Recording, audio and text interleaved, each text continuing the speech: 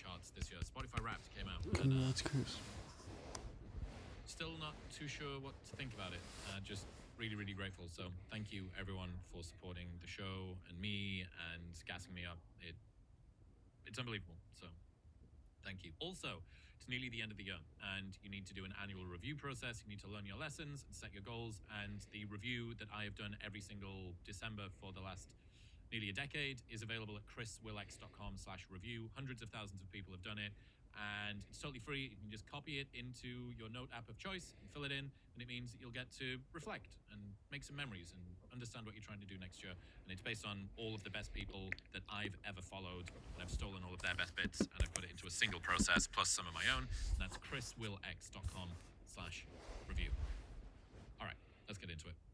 First one, the parental attribution error. We love blaming our parents. It's practically a rite of passage in modern psychology, but there's a double standard buried in the trend. We attribute what's broken in us to our upbringings while claiming that what's strong is ours alone. Call it the parental attribution error, like the fundamental attribution error where we blame others' actions on their character but excuse our own by pointing to circumstance. I cut that guy off because I'm late for work. He cut me off because he's a dick.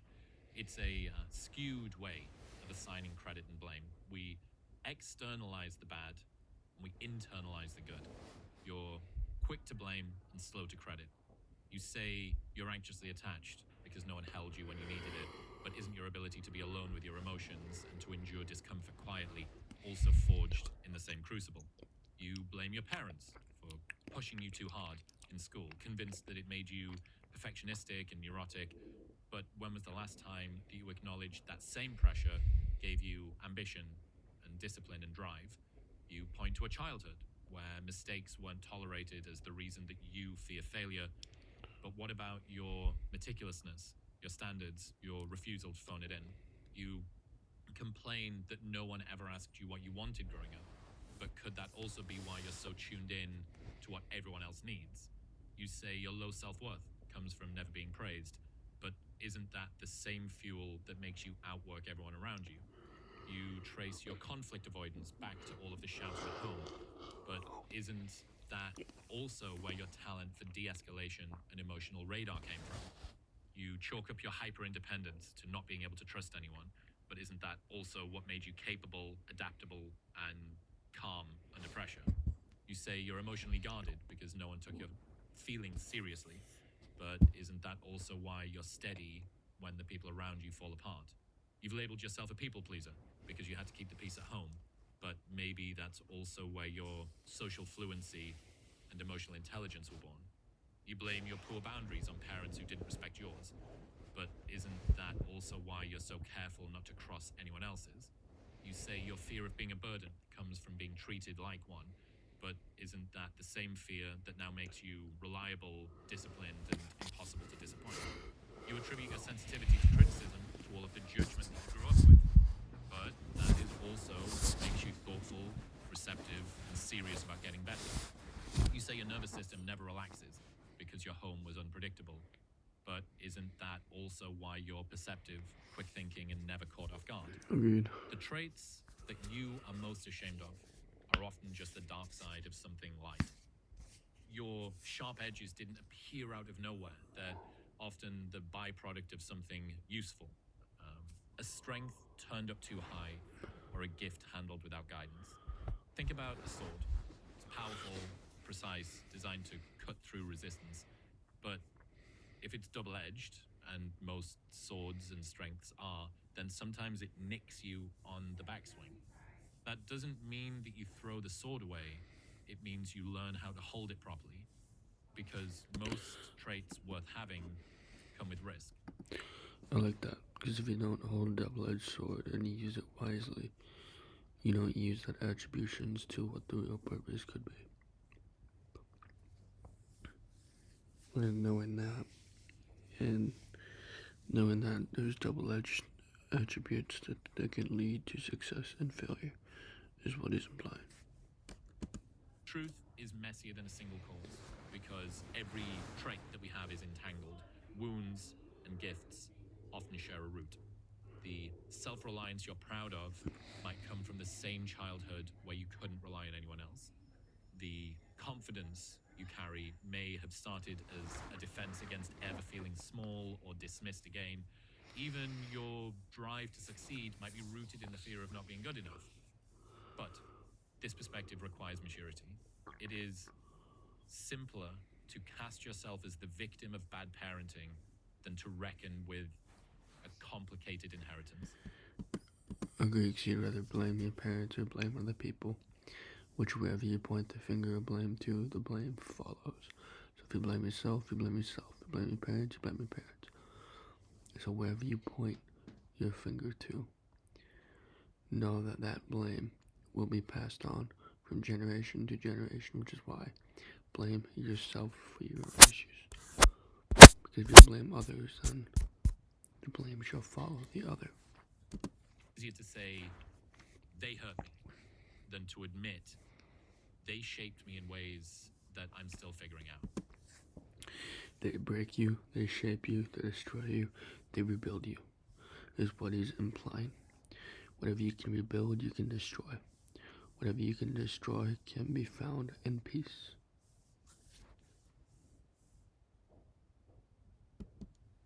The cultural narrative rewards blaming your parents more than it does understanding them. Therapy turns them into villains. Instagram makes them punchlines. But how often do you thank them in the same breath that you critique them? None of this, obviously, excuses abuse or neglect or dysfunction. But it does ask for honesty. If you are going to draw a straight line from your childhood to your flaws, you should trace that same lineage to your strengths. If you can't let your parents take credit for what's right with you, maybe you shouldn't be so quick to make them the villains for what's wrong. And I think that this is everywhere. It really is a rite of passage to lay at the feet of our parents our shortcomings. And from the creators of bacon, applewood smoked ham and Swiss. why would we want to own our own shortcomings when there is Why we want our own shortcomings, pitfalls, and understandings? Because without those three things, you won't go, you won't change, you won't become, you won't become that best version. You only become pitfalls when you are in a pitfall. Same thing with becoming. You'll become that version without you knowing what you need to do, what you need to accomplish, and what you need to become that best version of yourself.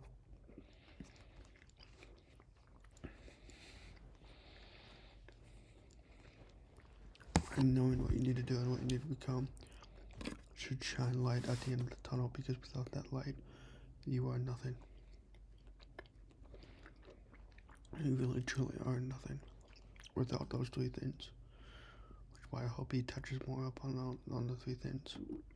an obvious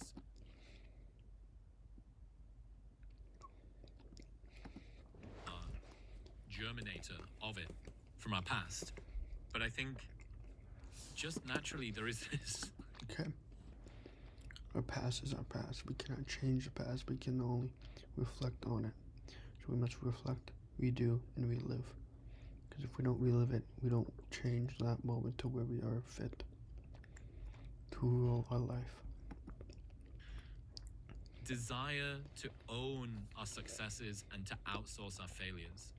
Yep. It is a kind of victim mentality, even for people who don't call themselves a victim, even for people who have alchemized stuff that was really off-putting and a big setback and a huge hurdle to get over from their childhood. It's a complicated inheritance. I think that's the right way to think about it. The impact that your childhood had on you, that your parents, your upbringing, the way the kids in school treated you, all of those things are contributing in this big melting pot. It's an eye of newt and a month of being ostracized in gym class and a mum that didn't give you enough physical affection, and it's all mixed up in this big soup. And then you don't know what it's going to turn into, and it's really hard to draw the line to work out where that lineage comes from.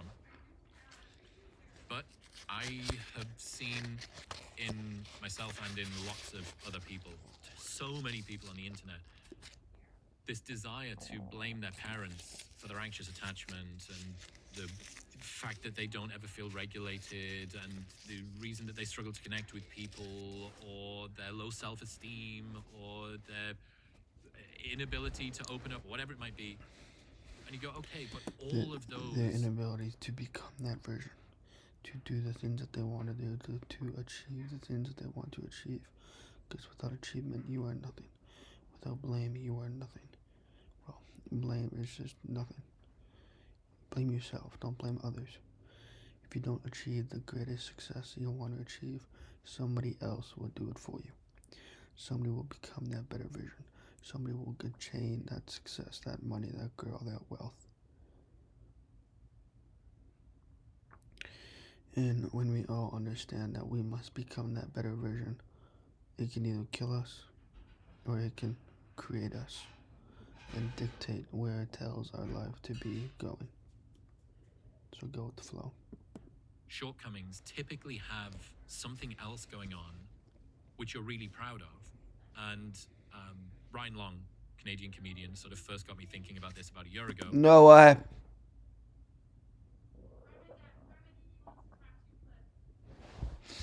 Okay. When he was talking about how he writes these sketches and he's sort of completely obsessed and it totally consumes him and he's thinking about exactly how to perfect each different line and just to refine this bit a little bit more for his next stand-up on stage. And then it bleeds over into his personal life, into his friendships or his relationships or his family life or the way that he thinks about his apartment or whatever. Like, he doesn't get to turn off the Lens. obsessive, Yep. perfectionistic, hard worker, like that sort of hard... He doesn't get to turn off the lens that he is choosing to dictate because that lens is living his life that he does not want to live. Which means you can rewrite your story at any time. You can redo your life at any time. Just you can't go back in the past. Which means it's better to rewrite your story now, earlier on, than it is to wait a good portion of time to relive it. mindset. Unfortunately, he can't exactly compartmentalize it only around work. So he has to contend with this complicated set of traits, which is the thing that he really values in one area can actually be a vulnerability or a weakness or frustration in another area. And that's an obvious one because that's the same thing, but sometimes it's different things. It's, well, your comfort with solitude, which has meant that you're fine to be an entrepreneur or take risks or travel on your own, is something different in a different area of your life where you struggle to open up. The lineage between those two is a little bit harder to work out, but they still probably have a similar sort of root. And so much of this as well is fucking genetically predetermined. Like, we look at our upbringings in an environmental standpoint and say, well, this is something that could have been changed. But so much of it is just our predisposition genetically, and that couldn't have been changed, because if it was changed, you wouldn't be here. Agreed. You wouldn't be... If your parents met somebody else, we would not be here. I wouldn't be here, you wouldn't be here, which means you are only born on this planet for one purpose, and that purpose is for you to create it. And you can dictate it in any way, shape, or form you want to. It just depends on how you want to change your life. It would be someone else. It would be the next sperm. By the way, if you're a guy who has performance anxiety and are trying for a baby with your partner, just so you know, every different thrust, if you finish on this thrust or the next one or 3 after that, it's a different child. Just in case there wasn't enough pressure on your performance already. And I don't know why I thought about that at some point this year, but ever since I thought about it, I can't not think about how precarious different people being brought into life are. Oh, you decided to, you flipped her onto her back for a while, but then you actually decided to turn her the other way, and that changed the entire course of your life and brought a different human into this world. So, yeah, I don't know how I ended up on thrust contribution to, like, human consciousness from parental attribution error, but anyway, that's the parental attribution error. Next one. Advice hyper-responders. There's a problem with how we all take advice when pursuing personal development, as far as I can see. Guidance doesn't sculpt us into something new, it exaggerates what we already are. The pattern is almost cruel. The people who least need the medicine are the ones most likely to overdose on it, while the ones who need it desperately are immune. So, another way to think about it would be advice doesn't land evenly. It finds the path of least resistance. Advice land perfectly. Everybody has their own different dictation. Everybody has their own idea. Everybody has their own perspective of advice. Whatever that so-called thing is, know that it will be different from you to the next person. And it only finds the path of least resistance because it's like a double-edged sword. People could take it one way when you mean the other way. Or flip it around, you could take it one way and they could mean the other way. So it's like a double-edged sword, if that makes sense. And it tends to be absorbed by people who already lean in its direction. Agreed. Depends upon where you lean, depends upon what information follows and what advice is given. So lean one way, you'll gain one thing, then the other way, you'll gain that other thing. So it really truly factors about where you lean. For instance, the post-Me Too instruction, "Don't be pushy with women," made conscientious and anxious men even more timid, while the guys that were steamrolling boundaries still didn't take any heed. The prescription to just work harder is devoured by an insecure overachiever who's already bleeding effort into every crack of their day, while the genuinely lazy person coasts past it unchanged. The "men should open up more" lesson is swallowed whole by the sensitive, expressive guys, while the stoic boomer who equates vulnerability with weakness ignores it completely. And the call to take more responsibility encourages the ones who already think it's their fault to carry even more of the load. To carry the burden, carry the happen, carry the advice. You carry something. Whatever that something is means a lot to you. So if you lean one way, that can mean something to another person and meaning a lot to you and meaning less to the other person. It truly depends upon the way the fuck you lean. That's what I'm implying. Ones who constantly point the finger elsewhere. Yep. Gaza's population is on the brink of famine. Every hour counts. Children are starving to death. Make a donation. Support these humanitarian organizations. This cannot wait. This is not a debate. This is our job as human beings. Never change. A TLDR would be: people who really need to hear advice often don't notice, while those who could do with the opposite message will take it as gospel. And you could call these people advice hyper-responders, and history and myth are full of them. So Icarus was already reckless, intoxicated by freedom and glory, and his father Daedalus told him to keep to the middle path. Don't fly too high or too low. But Icarus exaggerated the part that matched his impulse, the one that he already had. He soared higher and higher until the wax melted and he fell into the sea. Don Quixote was already romantic, imaginative, and desperate for purpose. When he read too many tales of knights, he didn't just enjoy them as fiction, he treated them as instruction. The lesson to be noble and brave was amplified into absurdity until he was charging at windmills and humiliating himself. Humiliation goes a long way. Same with a will thought and a will power. Will power is just whatever power you hold, you may will it to your life, and the advice that will give it to other people is what I'm saying. And if you fall with insecurities and obscurities of the mental health, know that this is only for you to know, and your therapist and your family and all the friends are supposed to know. Not everybody is supposed to know everything about your life, which is why it is your own life to dictate. your own life to tell the story that you will want to tell. Even the Buddha, before enlightenment,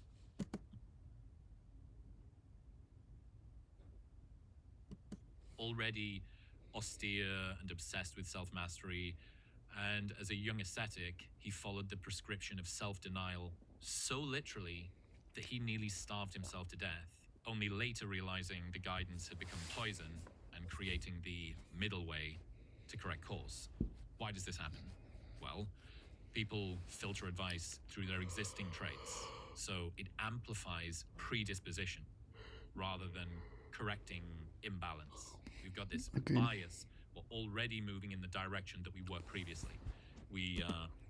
When you like a bias, you will go in that same direction for a certain period of time, and then once that period of time ends up being no more time at all, you will move to another bias, another idea, another belief, another something.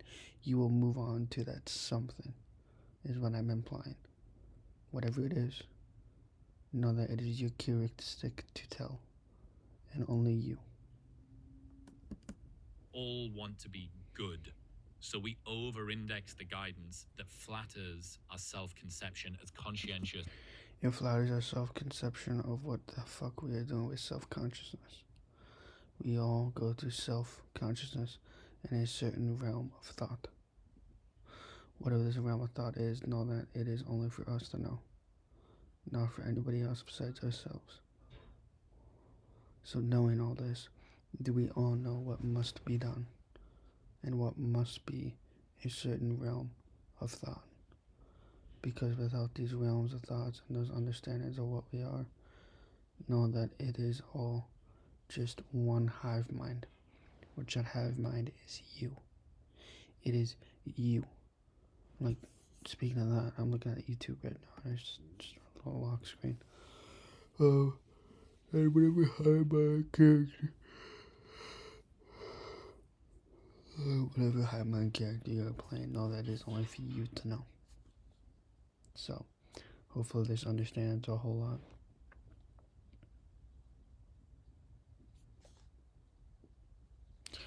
Hive mind, the way I look at it, is self-consciousness, identity, ego, and death. Those four things. They all have different directions. They all have different stands of why I think that way. Ability, reconcile, adjusting the sails, adjusting your life, and adjusting your timeline, and adjusting the reality that could be that what it should be. Those 6 things, I could do like 10 to 15 more. Those 6 things, know that you have one life to live.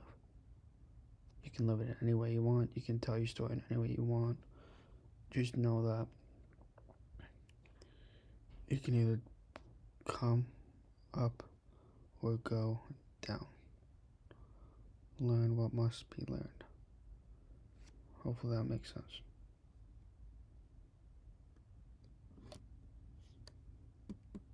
Virtuous and hardworking. But That's why I said learn what must be learned.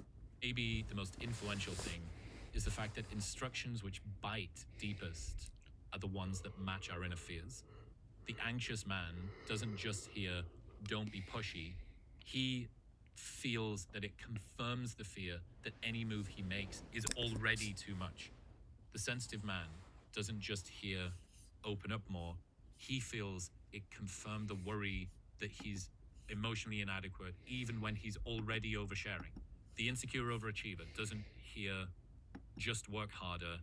He feels that it confirms the suspicion that he's never enough. Self-blamer doesn't just hear, "Take more responsibility." He feels it confirms the fear that he's guilty even when he isn't. The trouble is that good counsel, when misapplied, can be worse than bad counsel or none at all. The resistant ignore it, while the receptive overdo it. And the net Resistant, ignore it. When you resist law enforcement officer, what happens? You get extra charges. So when you risk to your challenge to your lives and the way you see fit, it can either increase or decrease the way you look at life.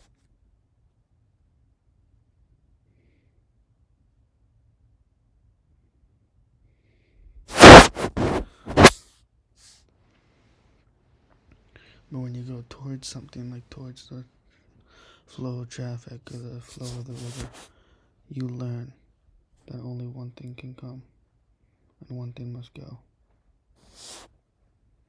And that is resistance versus predestined and predetermined action. If I'm stating that correctly. Applied can be worse than bad counsel or none at all. The resistant ignore it, while the receptive overdo it. And Receptive. What do you receive? What are you trying to receive? What are you trying to understand?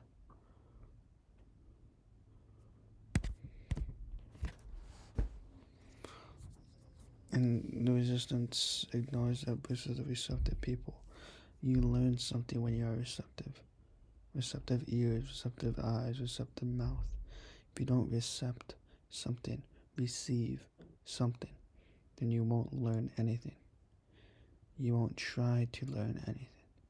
You won't do anything different besides what you are doing today. the net effect is that imbalance gets amplified, not corrected. Self-improvement doesn't distribute like medicine. It distributes like alcohol. The ones who should abstain are drunk on it, while the ones who could do with loosening up. As I've traveled the world, I've seen how we've become lost in not having any attachment to where the goods that we buy came from.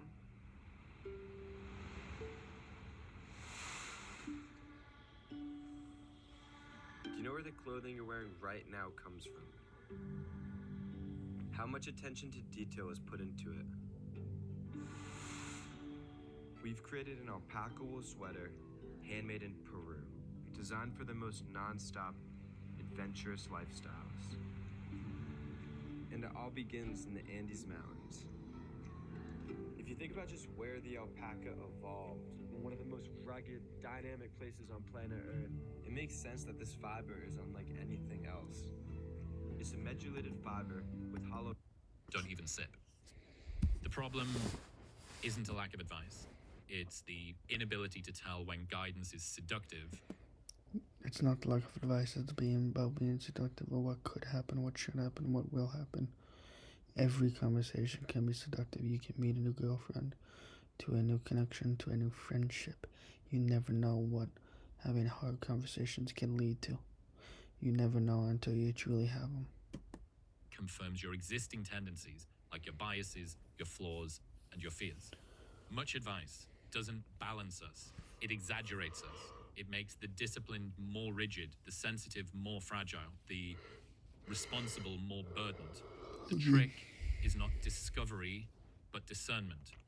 Not hearing more, but knowing when to stop listening. Active listening versus knowing more. Knowing more means talking. Talking means doing. Active listening means actually listening to the conversation and where you're seeing it going. And knowing this, we must never know until something has came up and around and foretold by ourselves. And this is one of the big problems, I think, with blanket advice. And it's one of the reasons why this year more than ever, I've caveated, I think, to a degree. I've learned the fallibility of one-size-fits-all advice. There's some things that, for more people, are right. Being in bed for 8 hours a night, having a consistent sleep and wake time, not drinking too much, having friends around, etc., etc. But when you get to, you should work harder, or you should open up more, or you should be less pushy with women, well, that's actually really specific, because I need to know a lot about your behavior to work out whether that's actually true. And if you are already doing a thing, it's likely that something which confirms your biases is going to push you to do it more. Oh, I knew I was right. That makes you feel good. Or you have a fear about a thing, which is usually the genesis of a lot of these feelings in any case. Oh, I knew that was too much for women. I should not, I must not. Or you were shy, or you were timid, or you were already working so hard because you think that you're not enough. So something which reinforces you're not enough because you're not working hard enough. It's like, oh yes, I knew it was a piece of shit. I knew that I should work harder. It's vicious, and this is... It's not a universal rule, but it's pretty fucking close. Advice hyper-responders, I think, create a kind of like cognitive echo chamber of one. Like just one person only letting in bits of advice and guidance which reinforce their fears and they are already predisposed to agree with because it backs up the sort of behavior that they've been doing all along. I think this is a big deal, and I think that line at the end about being less about discovery and more about discernment, to me makes a lot of sense, because there is an unlimited amount of content that you can find online, and if you have this bias to find things which confirms your fears and reinforces your existing biases, it's like going through the internet or going through advice and books and information with a set of blue light blockers on, where anything that is certain colors will come through and anything that is other colors will not. So you see confirmation bias. It's a personal development confirmation bias would be another way to look at it. I like it. I think it's a big deal. And if you enjoyed this video, please leave a like, please comment, and actually stay tuned for the next part 2 video of this video. Peace.